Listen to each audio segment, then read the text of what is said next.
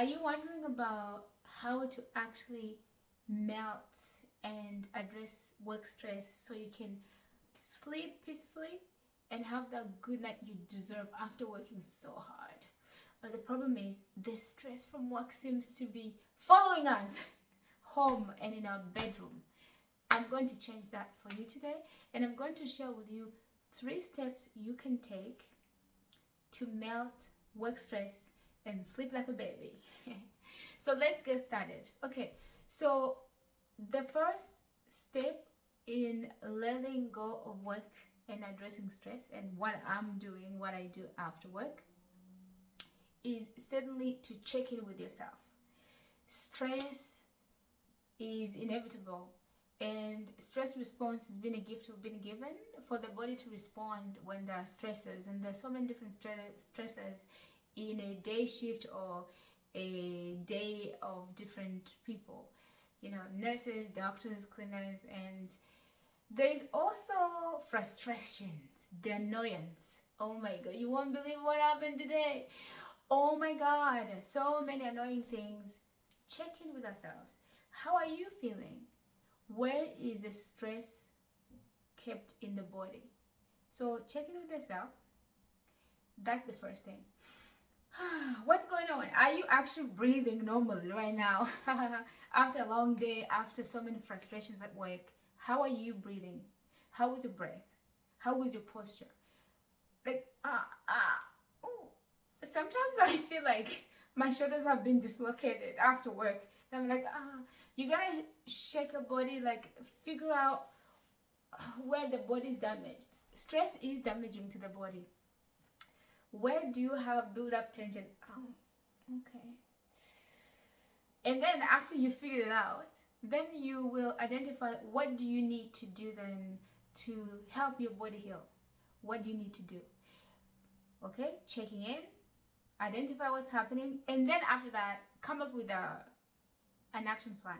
What are we going to do? So many good things to do. Maybe play relaxing music, take a warm shower. For me, I have, oh my god, there's so much headache at work. Have you been so frustrated at work that you get a headache? So just figure out what you need.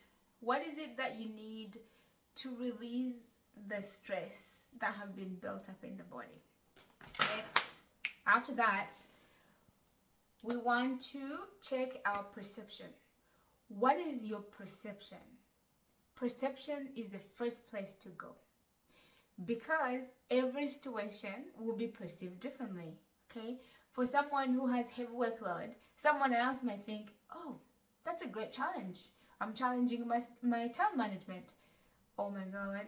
And someone hearing you might think, no way, no. It's not a good joke anyways, because we know that especially healthcare workers, we have such a huge shortage of healthcare workers. You find that you're taking care of way more patients than we used to take care of. But I just wanted to highlight the perspective. There could be another good example. You can let me know in the comment.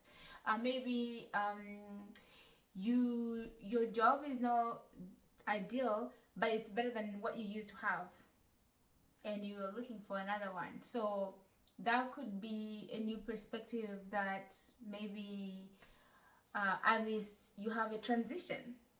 It's a transit system you're just going through. So perception. Is your perception healthy?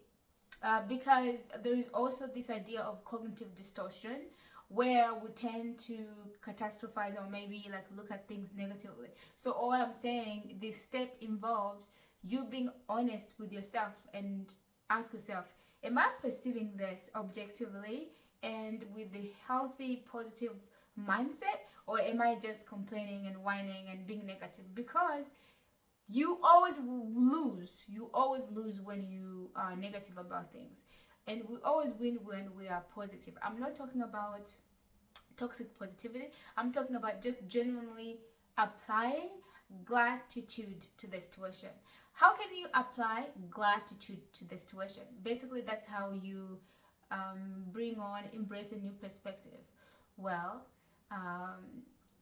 everything sucks. It really sucks right now, or I really had such an annoying day. But then you can say, well, but I'm grateful that it's only one day and the rest of the days are fine.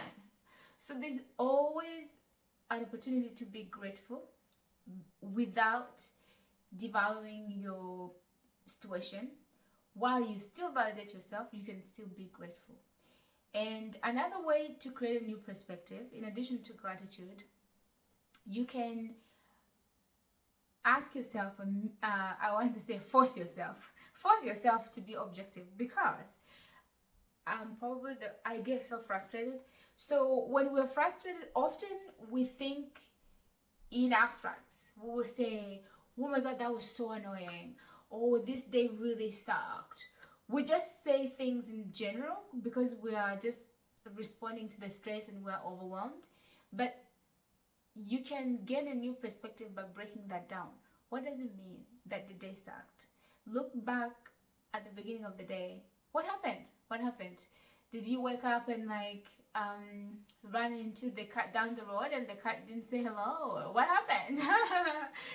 Let's look at the day and break it down and specifically talk about the things that stressed you or that annoyed you, because while that can help you release the stress, it can also help you strategize and come up with solutions for dealing with similar situations in the future.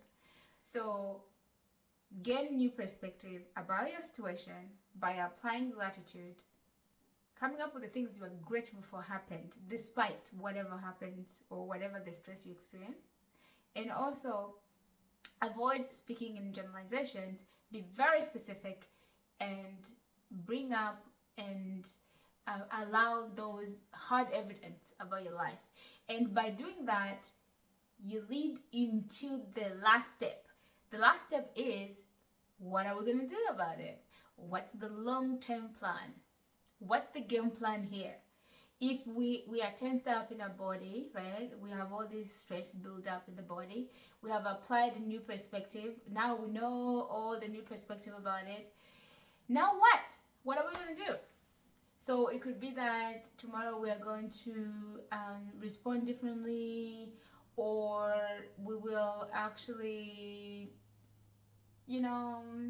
forget about this situation altogether. It could be that, forget it, I'm just going to quit the job or apply for a new job. Or I'm just going to apply a new perspective or a new strategy, or I'm going to get new skills. Either way, it's going to get better. And it's just a matter of figuring out what is going to be the action step that will make things better. These steps are empowering you.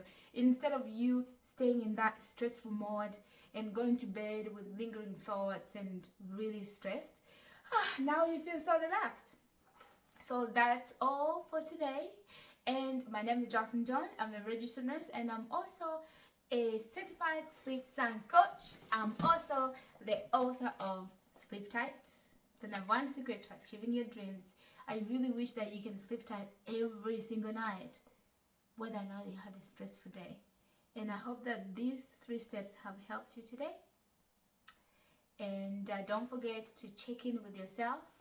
Where is the stress in the body? Applying a new perspective by staying grateful, finding things to be grateful for, and also being objective about the situation instead of speaking in abstract.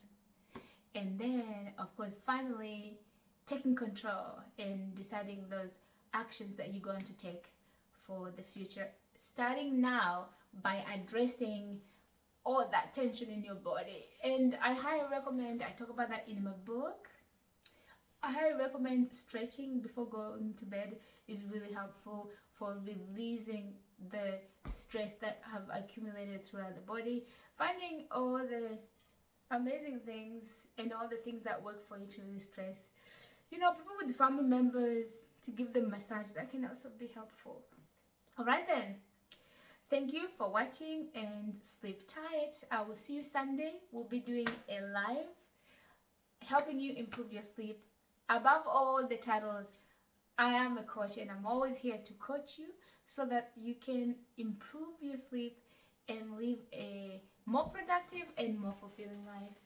Thank you for watching and sleep tight.